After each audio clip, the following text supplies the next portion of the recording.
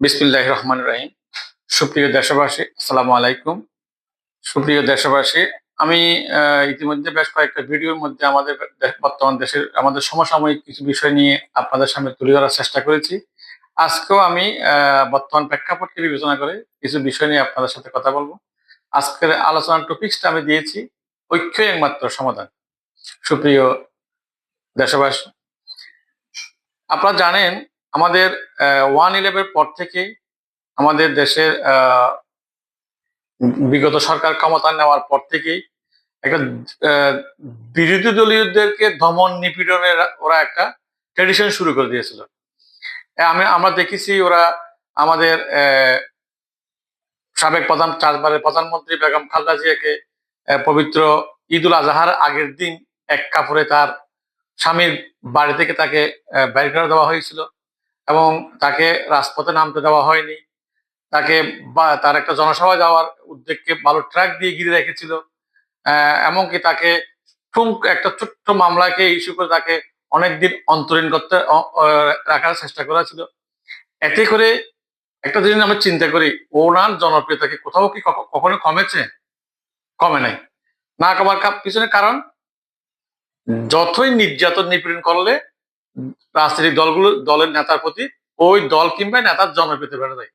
একইভাবে আমরা দেখি বাংলাদেশ জামাত ইসলামের প্রতি ওনাদের বড় বড় ওদের প্রথম সারির নেতাগুলোকে কারা রুদ্ধ করা, ওদেরকে দলীয় সমস্ত কর্মকাণ্ড থেকে ওদেরকে এক প্রকার নিষিদ্ধ করা, রাজপথে নামতে না দেওয়া এবং দলের সিনিয়র নেতৃবৃন্দকে বারবার ফাঁসির কাছে ঝুলিয়ে দেওয়া, সবকিছু করেছে। সর্বশক্তি ওনাদের বিরুদ্ধে ঐক্যবদ্ধ চেষ্টা করে সরকার চেষ্টা করেছে ওদেরকে দমিয়ে রাখার জন্য।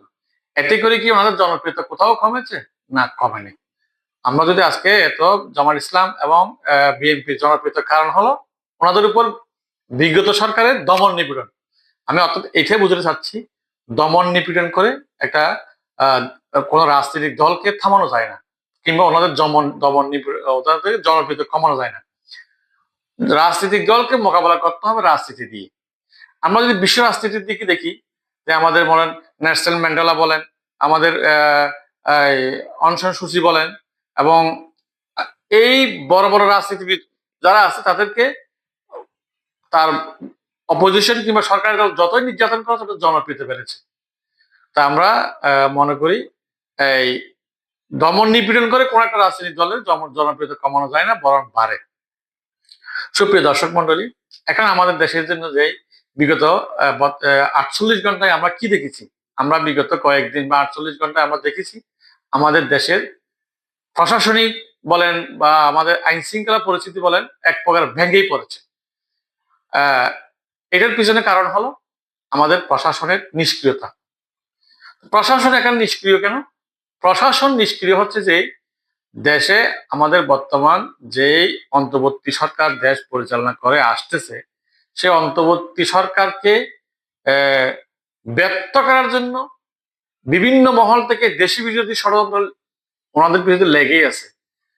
তো এই অন্তর্বর্তী সরকার ব্যর্থ হলে আমাদের বিপ্লব ব্যর্থ হবে, আমাদের ছাত্র সমাজের ছাওয়া ব্যর্থ হবে, আমাদের জনগণের ছাওয়া ব্যর্থ হবে, এবং এই ব্যর্থতার গ্লানি থেকে দেশ আর উঠতে পারবে না এবং দেশ অনেক পিছিয়ে যাবে। তাই এখন আমাদের উচিত এই ব্যর্থতার গ্লানি থেকে বের হয়ে দেশকে আগেই নেওয়ার জন্য প্রয়োজন, আমি যেটা আমাদের আজকে আলোচনার বিষয়, ঐক্য। ঐক্যটা কি এবং কাদের সাথে? আমরা যদি বর্তমান প্রেক্ষাপট বিবেচনা করি, আমাদের বর্তমানে তিনটা শক্তি আমাদের ফ্রন্ট লাইন আছে। তিনটা শক্তি হলো, একটা বাংলা জাতীয়তাবাদী দল বিএনপি, এবং আমাদের বাংলাদেশ জামাত ইসলাম, এবং আমাদের ছাত্র সমাজ, বৈষম্য ছাত্র সমাজ। এই তিনটা শক্তি এখন আমাদের আরেকটা রাজনৈতিক দল, বিগত সরকারের দল, ওনারা এখন অনেকটা বলতে গেলে পর্দার আড়ালে, এবং ওরা যেই পজিশনে ওদের এই বিগত বছরের কার্যকলাপ, বিগত সময়ের কার্যকলাপের জন্য ওরা অনেক ব্যাগ পড়ে গেছে, যেখান থেকে ফিরে আসা আজও সম্ভব নয়, এবং এটা আসতে পারবে কিনা তাও সময় বলবে। সেজন্য আমাদের এই তিন শক্তি এক হলে দেশের যে কোনো সমস্যার সমাধান। আমাদের একটা বর্তমান বড় বড় সমস্যাগুলো কি? আইন শৃঙ্খলা পরিস্থিতি নিয়ন্ত্রণ আনা, আমাদের অর্থনীতিকে স্থিতিশীল করা, বৈদেশিক বিনিয়োগ বাড়ানো, এবং আমাদের একটা সঠিক টার্গেট নিয়ে দেশকে সামনের দিকে আগায় নেওয়া। এখানে যদি আমরা এই তিনটে শক্তিকে আমরা এক করতে পারি, তাহলে পরে আমাদের সবকিছু সম্ভব। প্রশাসন নিষ্কৃত কেটে যাবে এবং বৈদেশিক বিনিয়োগও বাড়বে। আমাদের দেশের রিজার্ভকে আমরা মজবুত রাখতে পারবো। সেজন্য আমাদের বিশেষ করে আমাদের এই তিনটে দলকে, তিনটে গ্রুপকে আমাদের একত্রিত করতে হবে, একটা সময়ের দাবি।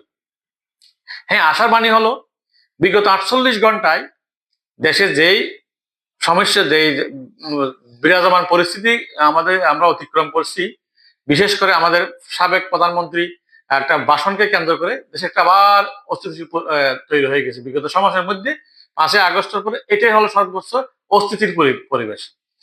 এই উনি ভাষণটা দিয়ে ওনার জন্য, ওনার দলের জন্য যেমন বড় ধরনের ক্ষতি করেছে, এবং এই তিনটে শক্তিকে আবার একটা এক করে দিছে। এখন ওরা তিনটা শক্তি বলতে গেলে এই কি শুরু কথা বলা শুরু করতেছে, এটা আমাদের জন্য একটা আশার আলো।